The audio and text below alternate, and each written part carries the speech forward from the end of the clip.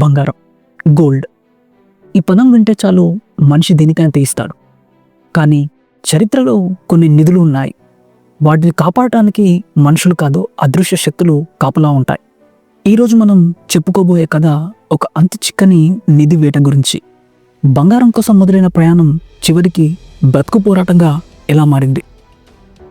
Chapter 1, the map and the entry. చరిత్రలో కొన్ని పేజీలు చిరిగిపోయి ఉంటాయి, మరికొన్ని పేజీలు రక్తంతో తడిసి ఉంటాయి. 1920లో బ్రిటిష్ వాళ్ళు నల్లమల అడవుల్లో ఒక నిధిని దాచారు అని పుకార్లు ఉన్నాయి. దాన్ని వెతుక్కుంటూ వెళ్ళిన వాళ్ళెవ్వరూ తిరిగి రాలేదు. కానీ 2024లో రవికి ఒక క్లూ దొరికింది. రవి మన స్టోరీలో హీరో. ఒక పాత లైబ్రరీలో ఉంటాడు. రవికి పురావస్తు శాఖలో పనిచేసే తన తాతయ్య డైరీలో ఒక మ్యాప్ దొరికింది. అది మామూలు పేపర్ కాదు, మనుషుల చర్మంతో చేసింది అని రూమర్. అందులో వ్యాఘ్రగుహ, టైగర్ కేవ్ అనే ప్లేస్ మార్క్ చేసి ఉంది. రవి తన స్నేహితులు సన్నీ అండ్ విక్రమ్లతో కలిసి ఆ అడవికి బయలుదేరాడు.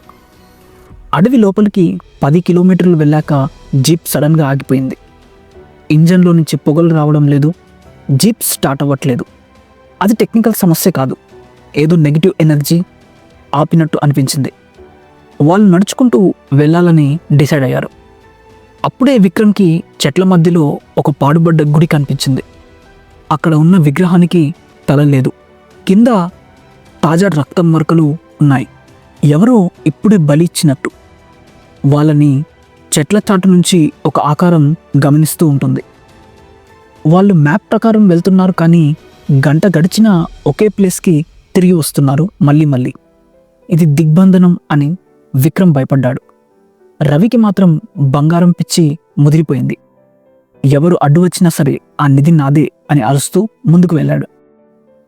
సన్నీ కాలు పొరపాటున ఒక తీగకు తగిలింది, అంతే. ఒక్కసారిగా అడవి ఉలిక్కిపడింది. చెట్లపై నుంచి విషపు బాణాలు దూసుకువచ్చాయి. సన్నీ భుజానికి గాయమైంది. ఆ బాణాలు, యారోస్ సామాన్యమైనవి కావు. హెల్యూసినేషన్, భ్రమలు కలిగించేది. సన్నీకి అడవి అంతా దెయ్యాల్లా కనిపించడం స్టార్ట్ అయింది. వాడు భయంతో అరుస్తూ అడవిలో ఎక్కడికో పరిగెత్తాడు. సన్నీ కోసం వెతుకుతూ రవి, విక్రమ్ ఆ గుహ దగ్గరికి వచ్చారు. అదే వ్యాఘ్ర గుహ, టైగర్ కేవ్. వాళ్ళు లోపలికి అడుగు పెట్టగానే చల్లని గాలికి బదులు వేడి గాలి తగిలింది. లోపల మనుషుల అస్థిపంజరాలు గుట్టలు గుట్టలుగా పడి ఉన్నాయి. వాళ్ళు బ్రిటిష్ సోల్జర్స్. చేతిలో తుపాకులు అలాగే ఉన్నాయి, కానీ ప్రాణాలు లేవు. సడన్గా గుహ లోపల నుంచి సన్నీ గొంతు వినిపించింది, రవి నన్ను కాపాడు అని చెప్పేసి. వాళ్ళు లోపలికి వెళ్ళగానే వెనకాల దారి రాతి బండలతో మూసుకుపోయింది. ఆఖరికి వాళ్ళు మెయిన్ ఛాంబర్కి చేరుకున్నారు. అక్కడ ఉన్న దృశ్యం చూసి కళ్ళు చెదిరిపోయాయి. నీళ్ల మధ్యలో టన్నుల కొద్ది బంగారం, వజ్రాలు.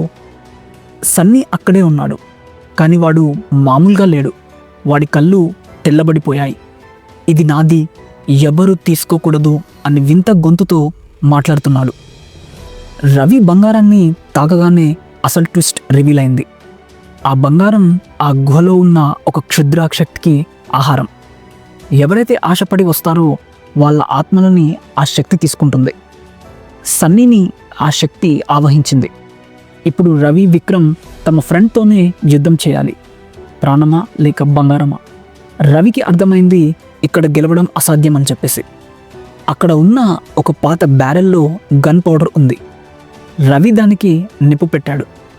పెద్ద విస్ఫోటనం జరిగింది. ఆ మంటల్లో సన్నీ స్పృహలోకి వచ్చాడు. ముగ్గురు ప్రాణాల కోసం ఒక రంధ్రం గుండా బయటపడ్డారు. వెనకాల గుహ మొత్తం రాళ్లతో పూడ్చుకుపోయింది. వాళ్ళు ఇంటికి వచ్చాక సేఫ్గా ఉన్నాం అని అనుకుంటారు. రవి జేబులో నుంచి ఆ ఒక్క బంగారు నాణెం తీసి టేబుల్ మీద పెడతాడు. ఆ నాణెం మీద నుంచి రక్తం కారడం మొదలవుతుంది. బంగారం వదిలేశాం అనుకున్నారు, కానీ దురాశ రవిని వదలలేదు. అతను తెచ్చిన ఆ ఒక్క నాణెం ఆ అడవి శాపాన్ని ఇంటికి కూడా తీసుకొచ్చింది. కథ ఇక్కడితో అయిపోలేదు. అసలు కథ ఇప్పుడే మొదలైంది. ఈ స్టోరీ కంటిన్యూషన్ పార్ట్ 2 నెక్స్ట్ వీడియోలో చూద్దాం. ఇన్ కేస్ ఛానల్కి ఫస్ట్ టైం విజిట్ చేసినట్లయితే సబ్స్క్రైబ్ చేయడం మాత్రం మర్చిపోకండి. I will see you in the part 2.